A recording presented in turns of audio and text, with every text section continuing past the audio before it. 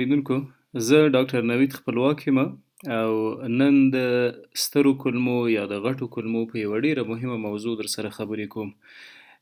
انفلمیټری باول ډیزیز یا آی بی ډي یا د سترو کولمو مزمن التهاب څه معنی؟ د سترو کولمو دوامداره ناروغي چې په هغه کې د کولمو پړسوب، د کولمو زخمونه او حتی د کولمو شړیدل موجود دي. آی بی ډي څه ته وایي؟ کله چې د کولمو په میکوزا کې یا د کولمو د دیوال په لومړنۍ برخه کې دفاعي سیستم مختل شي یا غیر منظمه شي، د آی بی ډي په نامه تکلیف جوړوي. دغه آی بی ډي دوه ډوله ده. مخکې له دې چې د آی بی ډي په انواعو وغږیږو، راځو هغه انسانان چې د کولمو مزمن التهاب لري کومې نښې پکې لیدلی شو. دوی همیشه د نس خفیف دردونه لري، ابډامینل پین یا د نس دردونه. ورسره د نس بادونه موجود وي په دې مریضانو کې. د نس د باد سره بلوټینګ یا غر و غر اوازونه هم اکثره مریضان تجربه کوي. یعنی د نس درد، د نس باد، د نس د بادونو اوازونه، ورسره دوامداره اسهالات. دا یوه ډیره مهمه نښه ده د کولمو د مزمن التهاب. که چیرې یو انسان د کولمو مزمن التهاب ولري، دایمي ناروغي ولري، مسلما کولمې به خپلې دندې سرته نه رسوي، د جذب پروسه او د تخلیې پروسه په سمه توګه نه مدیریت کوي، نو په ترڅ کې د نس د بادونو او دردونو ترڅنګ اسهالات هم منځته راځي. دغه اسهالات ډیری وخت واټري یا اوبلن اسهالات وي. په ځینو انسانانو کې چې د آی بی ډي شدت کم وي، نو د اوبلن اسهال پر ځای سیمی سولډ سټول یا نیمه جامد ډکې میتیازې پاس کوي. هغه انسانان چې د کولمو مزمن التهاب لري، د وجود وزن یې کم وي، دی وزن نه اخلي، که څه هم خواړه ښه فریمانه خوري، اشتها یې هم ښه وي، هڅه یې هم ډیره وي چې وزن یې زیات شي، ولې د کولمو د سوی جذب د وجې د دې وزن نه زیاتیږي.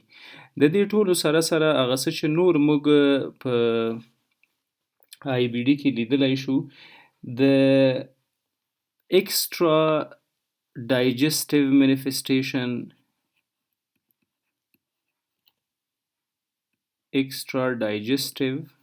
مینیفیسټیشن یا هغه علائم چې د دغه عفونت او التهاب د وجې د هاضمې جهاز نه بهر په نورو سیستمونو کې منځته راځي، یا سیستمیک مینیفیسټیشنز هم ورته وایي، یا په نورو سیستمونو کې د دغه تکلیف نښې. د آی بی ډي تکلیف د بدن په مختلفو سیمو کې، په مختلفو نورو سیستمونو کې د نښو نښانو سبب ګرځي. فرضاً که په دې ساحه کې نښې نښانې را خلاصه کړو، په سترګه کې د کنجکټیوا یا د هغه ظریفې پردې التهاب منځته راولي، کنجکټیوایټس.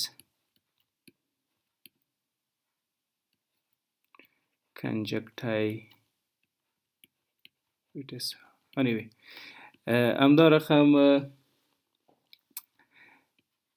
د عضلاتو دردونه یا سوماټیک پین یا په عامه اصطلاح قولنجونه، خصوصا په آی بی ډي مبتلا انسانان، د هغو سټ، د اوږو رګونه، د اوږو پلې شخیږي، د اوږو منځ درد کوي.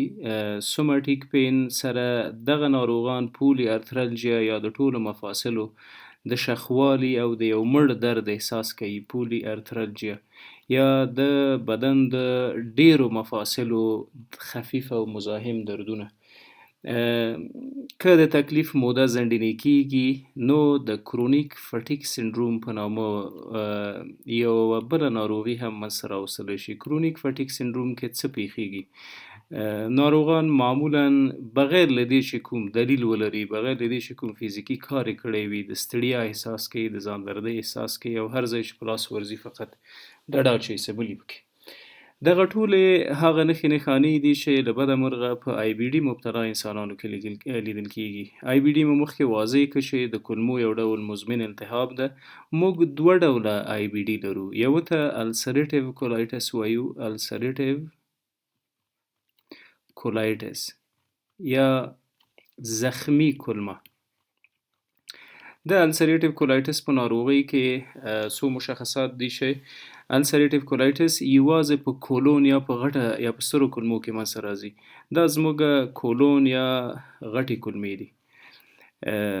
السریټیو کولایټس یوازې په غټو کولمو کې منځته راځي. کوچنۍ کولمې د السریټیو کولایټس له شره په امان کې دي.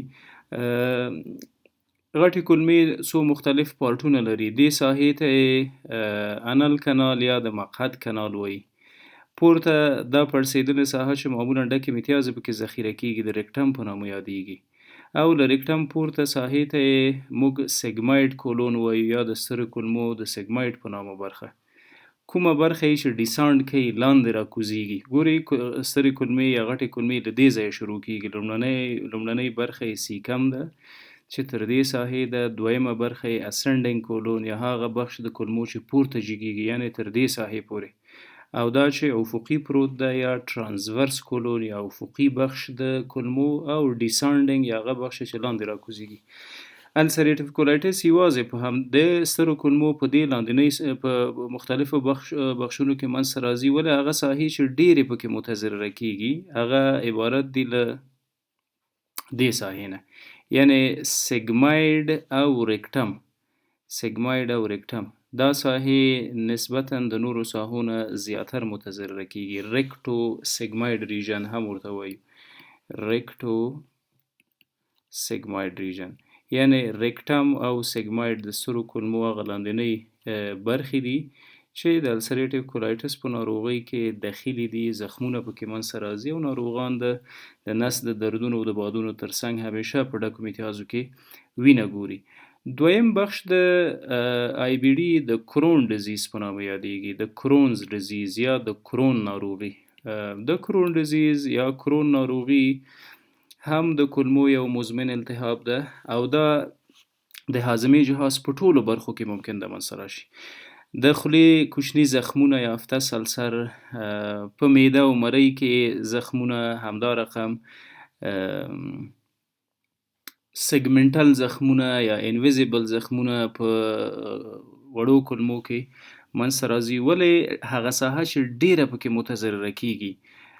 تاسو وګورئ دا زموږ معده، دا وړې کولمې دي، دا هم غټې کولمې،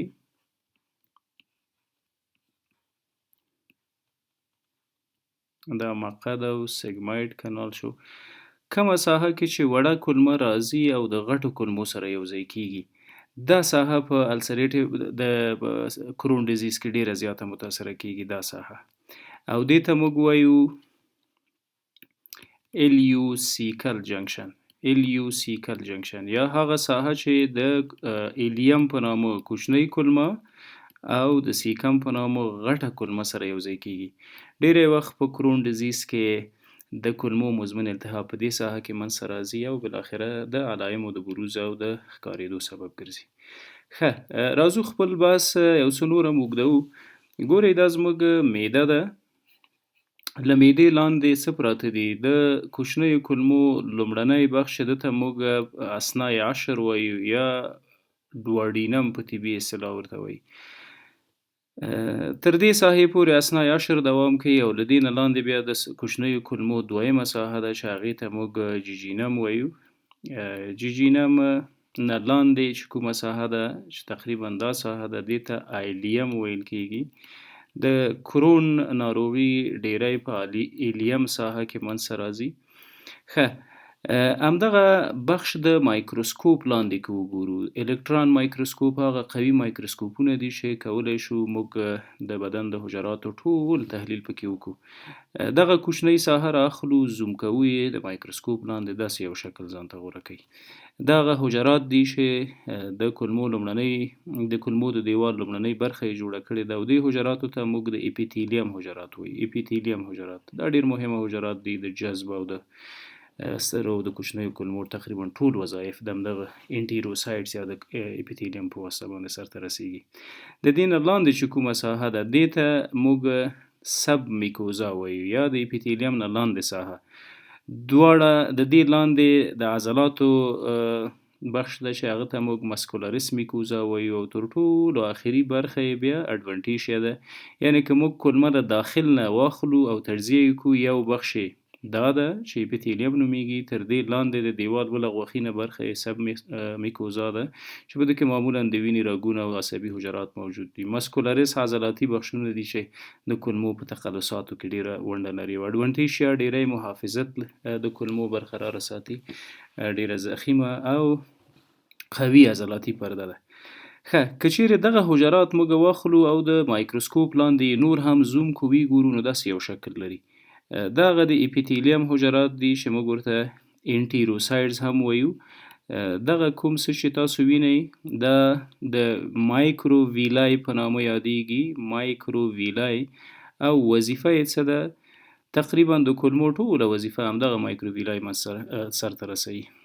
دوی برش بارډر حجرات دي، دې ته موږ برش بارډر سیلز یا اپیتیلیل سیلز وایو. او دوه ډیر مهم انزایمونه ترشح کوي. دغه انزایمونو ته موږ برش بارډر انزایمز وایو. برش بارډر انزایم. ښه، برش بارډر انزایمز څه کوي؟ قندونه اخلي او تجزیه کوي د جذب دپاره او د استفادې دپاره یې اماده کوي. دغه دوه انزایمونه عبارت دي د فرکټیز او لکټیز.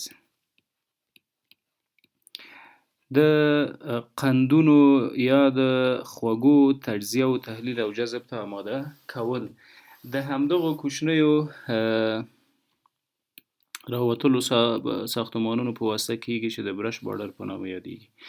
که دې ساحې ته ځیر شو، د هرې حجرې ترمنځ یو ارتباط موجود ده چې دې ته انټرا اپیتیلیل یا انټرا سلولر ټایټ جنکشن وایي. د دغه جنکشنونو په واسطه باندې د حجرات یو بل کې نښتي دي او بهرني ایجنټ ته هیڅ اجازه نه ورکوي چې داخل ته ننوځي. ښه، څه پیښیږي په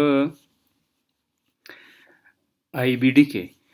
کله چې په آی بی ډي کې فرضاً دا یو میکروب ده، موږ انټیجن ورته وایو، یا یو مهاجم او دښمن ده، راځي بالاخره ځان تر دې ساحې را رسوي. ښه، قدرتي زموږ د اپیتیلیم د دغه حجراتو پر سر باندې یوه پرده پرته ده. دې پردې ته وایي میوکس لیر. دغسې یوه محافظتي پرده پرته ده، بلغمي او چسبناکه ده. وظیفه یې هم ډیره مهمه وظیفه سرته رسوي. د کلمو ټول حفاظت د دې پردې په واسطه کیږي، یعنی اجازه نه ورکوي چې مخرب مواد د داخل ته ننوځي. که چیرې دغه انټیجنونه راغلل او ځان یې راورسوو حجراتو ته، دغه ټایټ جنکشنونو باندې تاثیر کوي او بالاخره دغه انټیجن ځان را رسوي چیرته؟ د وینې د جریان ساحو ته.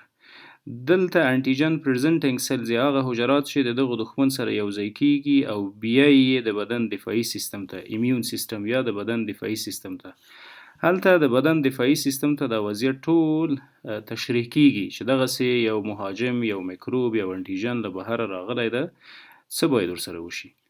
کله چې انټیجن پرزنټینګ سیلز، دغه انټیجن پرزنټینګ سیلز ته په ځینو منابعو کې ډندریټک سیلز هم ویل شوي دي. ډندریټک سیلز یا هغه حجرات چې انټیجن را اخلي او د بدن دفاعي سیستم ته یې راوړي. زموږ د بدن په دفاعي سیستم کې ډیر مهم حجرات دي، لکه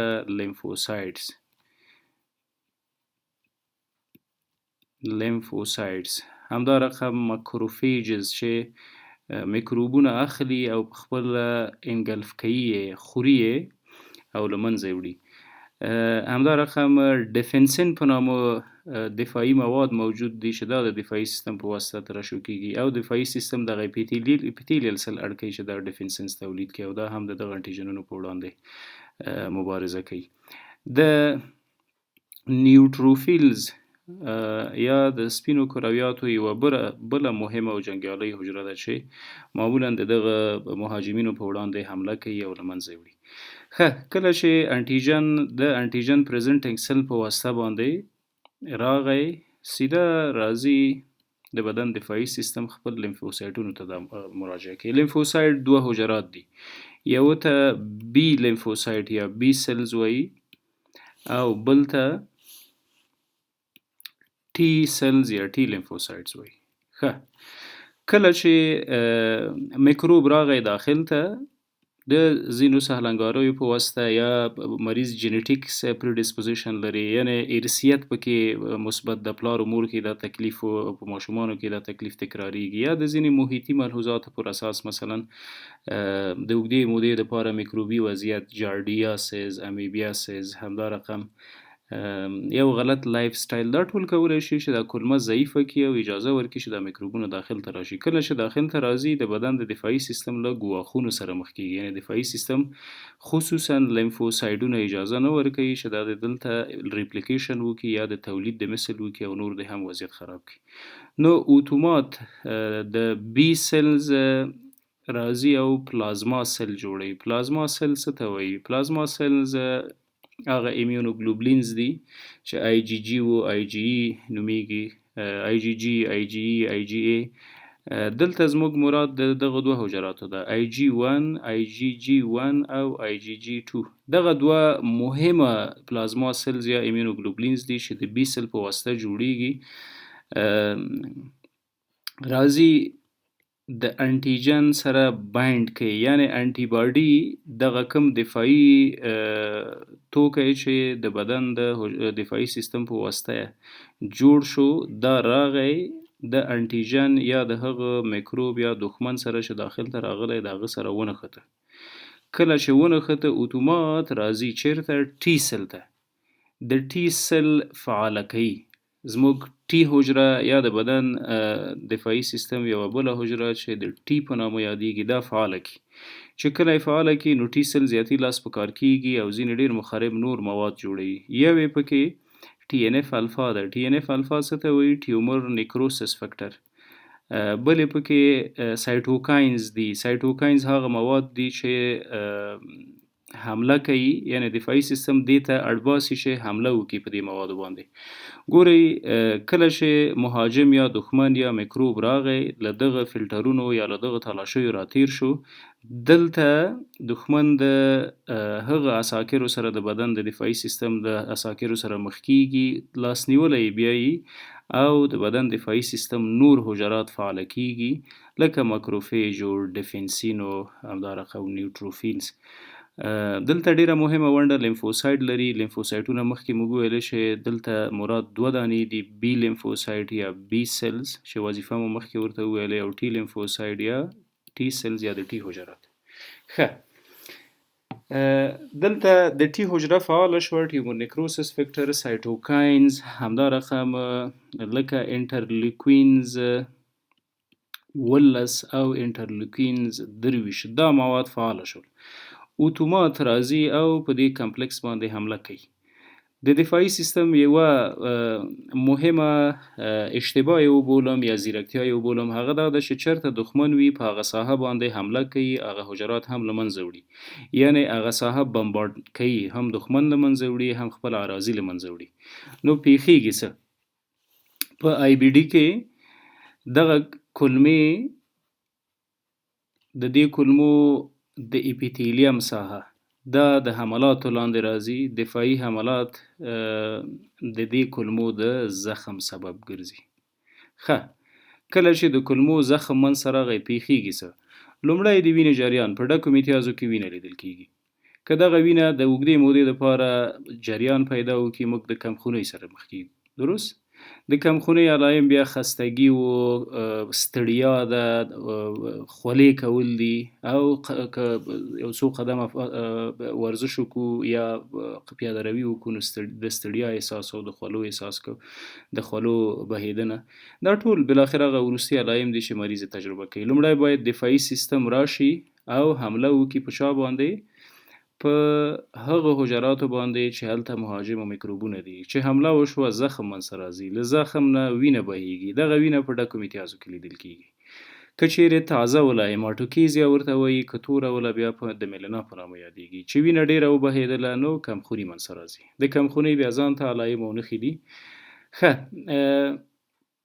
مهمه څه دي په دې موضوع کې که چیرې موږ السریټیو کولایټس یا کرون ډیزیز ولرو یا د کرون ناروغي ولرو نو په کار څه دي راته باید څه وکړو تر هر څه مخکې باید راشو د دې دغه ته کامپلیکیشنز یا که چیرې موږ دا تکلیف ولرو او معالجه یې نه کوو تداوي یې ونه کوو څه راپېښیږي له بده مرغه هم السریټیو کولایټس یا د سترو کولمو زخمونه السریټیو کولایټس او هم د کرون ناروغي یا کرونز ډیزیز دواړه د کولمو د سرطانونو سبب ګرځي یو هغه څه چې تر اوسه پورې ساينس تثبیت کړي دي د دغه دواړو تکلیفونو دوام که درملنه یې ونه شي مهار نشي د سترو کولمو او د کوچنیو کولمو د زخمونو سبب ګرځي دویم څه چې ډیر مهمه دي هغه فیستولا فارمیشن ده فیستولا فارمیشن یعنی څه د مقعد سره یو بل مقعد یو بل کوچنی سوری جوړیږي او له هغې نه زوی او بدبویه مواد راوځي دا د کرون ډیزیز یوه ډیره مهمه نښه ده د دې ترڅنګ اپسس یا پرینیل اپسس جوړیږي د مقعد شاوخواته یوه دردناکه او پړسېدلې دانه منځته راځي چې ډکه له میکروبونو وي او دا معمولا د جراح په واسطه چاودول کیږي او له منځه ځي بل څه چې په کرون ډیزیز یا په کرون ناروغي کې ډیر مهمه دي هغه افتس السرز دي افتس السر څه ته وایي په کولمو کې په خوله کې یو قسم کوچني او دردناکه زخمونه منځته راځي چې د خوراک او د څښاک او د خبرو کولو سره حتی درد کوي دا د کرون ډیزیز یوه نښه ده ځکه په شروع کې مو وویله چې کرون د جی آی ټي یا د هاضمې جهاز په مختلفو سیمو مختلفو برخو کې منځته راتللی شي ښه معالجه یې ډیره مهمه ده باید که چیرې د کرون ناروغۍ سره مخ کیږو بغیر د قید و شرطه باید معالجه وکړو مخکې له معالجې نه راځو تشخیص ته موږ څنګه باید د دې ناروغۍ تشخیص ته ځان ورسوو ښه د تشخیص دپاره څه مهمه دي فیزیکل اگزامینیشن یا مریض به ګورو په هغه کې په مریض کې څه کتل کیږي درست کمخوني پکې کتل کیږي له ورایه د وزن کمبود پکې له ورایه ښکاري او د مفاصلو دردونو او د نورو نښانو په هکله له مریضه یو تاریخچه او بعد له هغې په خپل لاس باندې نس ګورو فشار ورکوو ډیری وخت ټنډر یا دردونه لري سیرولوژیکل اگزامینیشن یا د وینې معایناتو کې څه تثبیت کیږي ګوري کومه مشخصه د وینې معاینه نه ده موجوده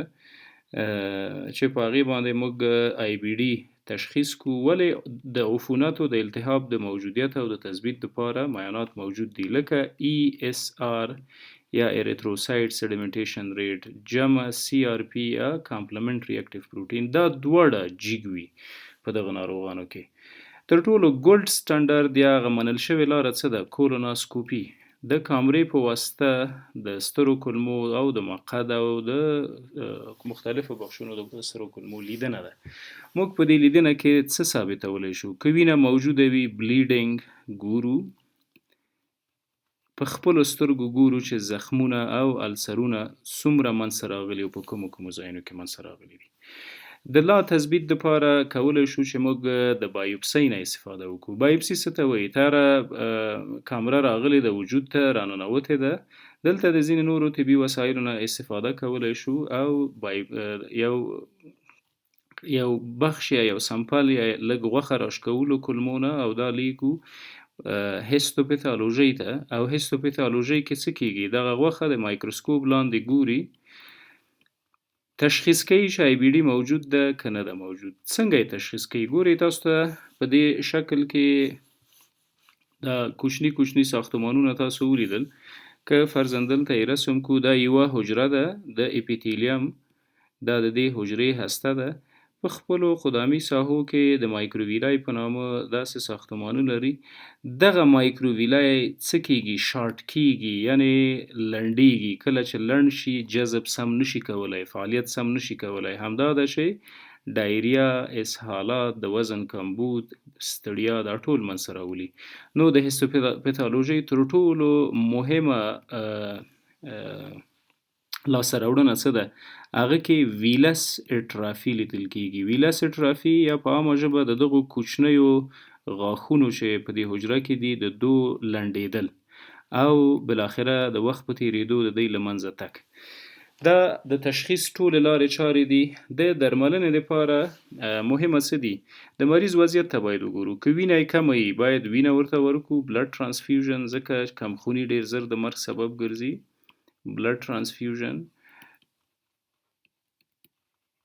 په درملو کې څه کولی شو؟ د سټیرایډز نه استفاده کولی شو. سټیرایډونه هغه درمل دي چې د دفاعي سیستم د حملاتو شدت کموي. همدا رقم ځینې بایولوژیکل ډیمارز دي لکه سلفاسلازین